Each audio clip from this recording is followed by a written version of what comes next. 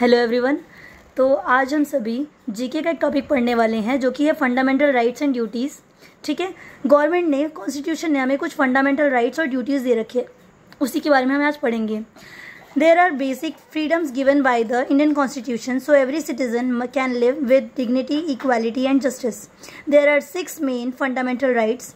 यहाँ कौन कौन से फंडामेंटल राइट्स हम पढ़ने वाले हैं? हमारे 6 फंडामेंटल राइट्स हैं, जो कि है पहला राइट टू इक्वालिटी, जो कि आर्टिकल 14 से 18 के बीच में आता है। ठीक है, इसमें क्या बताया जाता है? All citizens are equal before law. Law के सामने सभी लोग क्या है? एक बराबर है। सभी सिटीजन्स क्या हैं? एक बराबर हैं। No discrimination on religion, caste, gender और बर्थ प्लेस। किसी भी तरह का भेदभाव नहीं किया जाएगा, किसी के धर्म के आधार पर, किसी कास्ट के आधार पर, जेंडर के आधार पर कभी किसी के साथ कोई भेदभाव नहीं किया जाएगा। ठीक है, देन नेक्स्ट आते हैं हमारा राइट टू फ्रीडम। नेक्स्ट हमारा आता है राइट टू फ्रीडम। ये हमारा आर्टिकल 19 से 22 के बीच में आता है, जिसमें हम पढ़ते हैं फ्रीडम टू स्पीक और एक्सप्रेस थॉट, जिसमें अपनी बात हम कह सकते हैं, बोलने का राइट है हमको, और अपने थॉट्स को एक्सप्रेस करने का राइट है। थॉट्स को एक्सप्रेस करने का राइट मिलता है हमको। Freedom to move anywhere in India. India के अंदर अपनी किसी भी जगह पे घूम सकते हैं, हमें पूरी की पूरी फ्रीडम है, हमें कोई रोक नहीं सकता। Freedom to choose any work और प्रोफेशन। हम कोई भी काम कर सकते हैं, हमारी जो इच्छा है हम वो कर सकते हैं, हमें कोई इसके लिए कभी मना नहीं कर सकता। नेक्स्ट है आपका राइट अगेंस्ट एक्सप्लॉयटेशन। ये हमारा आर्टिकल 23 से 24 के बीच में आता है। No person can be force for beggar और स्लेवरी। कोई पर्सन किसी को भी फोर्स नहीं कर सकता कि आप भीख मांगो या आप कभी किसी के यहाँ गुलामी करो, कोई ऐसा काम करो। कोई किसी को फोर्स नहीं कर सकता, कोई भी किसी तरीके से किसी को एक्सप्लॉइट नहीं कर सकता। ठीक है, इसमें एक और पॉइंट है, child labour is prohibited in factories and mines. किसी भी तरह की फैक्ट्री में बच्चों से काम कराना अलाउड नहीं है इसमें। ठीक है, कि जैसे बहुत सारी फैक्ट्रीज में बच्चे काम कर रहे होते हैं, 14 साल से छोटे बच्चों को किसी भी जगह काम करना अलाउड नहीं होता। तो ये सभी चीज़ें आपकी राइट अगेंस्ट एक्सप्लॉयटेशन में दे रखी हैं। देन नेक्स्ट आता है आपका right to freedom of religion. सभी को अपनी फ्रीडम मिल रखी है रिलीजन के लिए, कोई किसी भी धर्म को अपना सकता है, उस धर्म के अकॉर्डिंग रह सकता है। ठीक है, आर्टिकल 25 से 28 के बीच में बताया गया है, everyone can follow, preach and practice any religion. कोई भी पर्सन कोई भी धर्म फॉलो कर सकता है, कोई भी धर्म की बातें बता सकता है, उसके बारे में अपना बातें कर सकता है। ठीक है, सबको उसके लिए राइट मिल रखा है। No one can force you to change your religion. हाँ, तो और किसी को सबको राइट है कि अपना वो किसी को किसी दूसरे के धर्म पे फोर्स ना करे, ज़बरदस्ती नहीं थोप सकता किसी को कोई अपने धर्म के लिए।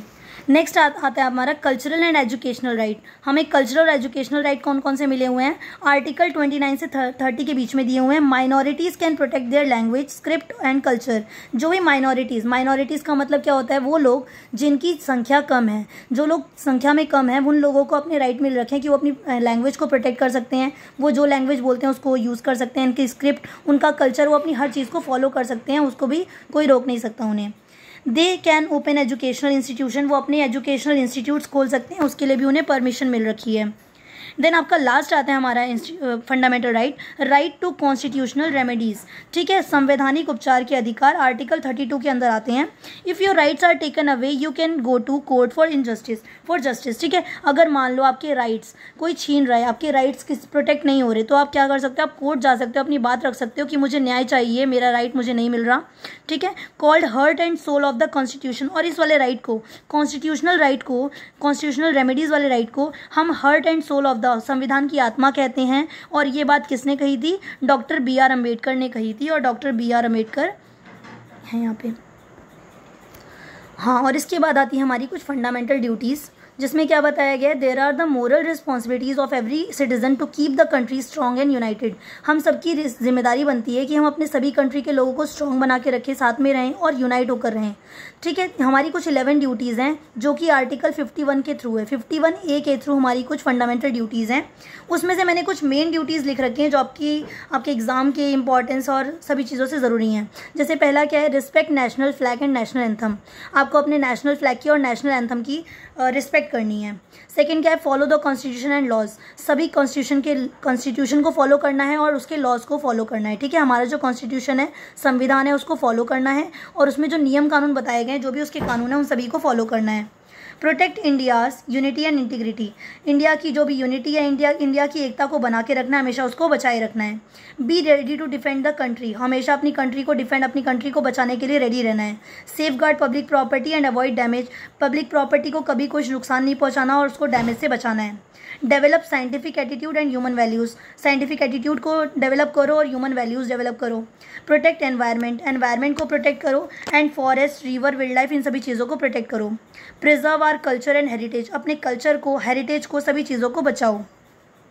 प्रोवाइड एजुकेशन टू चिल्ड्रन, और सभी बच्चों को एजुकेशन प्रोवाइड करो, कम से कम कहाँ तक 6 to 14 ईयर्स के बच्चों को एजुकेशन ज़रूर मिलनी चाहिए। ये हमारा कॉन्स्टिट्यूशन कहता है, हमारे फंडामेंटल राइट्स में दिया गया है।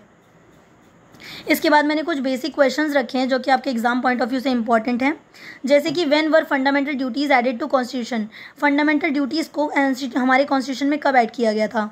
तो फंडामेंटल ड्यूटीज़ को हमारे कॉन्स्टिट्यूशन में 1976 में ऐड किया गया था, इंपॉर्टेंट पॉइंट है। Next, which amendment added fundamental duties, और कौन से अमेंडमेंट ने, कौन से संशोधन ने फंडामेंटल ड्यूटीज़ को ऐड किया है? तो 42nd अमेंडमेंट है, 42 अमेंडमेंट उसने इसको ऐड किया है। नेक्स्ट आपका, who is called the father of Indian constitution, Indian constitution का फादर किसे कहा जाता है? तो BR अम्बेडकर को कॉन्स्टिट्यूशन का फादर कहा जाता है। देन नेक्स्ट आपका क्वेश्चन है, who can approach the supreme court for the protection of fundamental right, कौन जो है अप्रोच कर सकता है अगर उसके फंडामेंटल राइट्स प्रोटेक्ट नहीं हो रहे या उसको किसी भी टाइप की प्रॉब्लम है, तो कौन अप्रोच कर सकता है? सभी, एनी सिटीजन, कोई भी लोग अपनी, अगर उसके साथ कोई भी तरह का भेदभाव हो रहा है तो वो उसके लिए अपनी अप्लाई कर सकता है, उसके लिए बोल सकता है, अप्रोच कर सकता है। So thank you everyone. तो आज की क्लास यहीं तक है, आपके इसके बेस पे क्वेश्चंस मिल जाएंगे, आप इसको अच्छे से लर्न करें।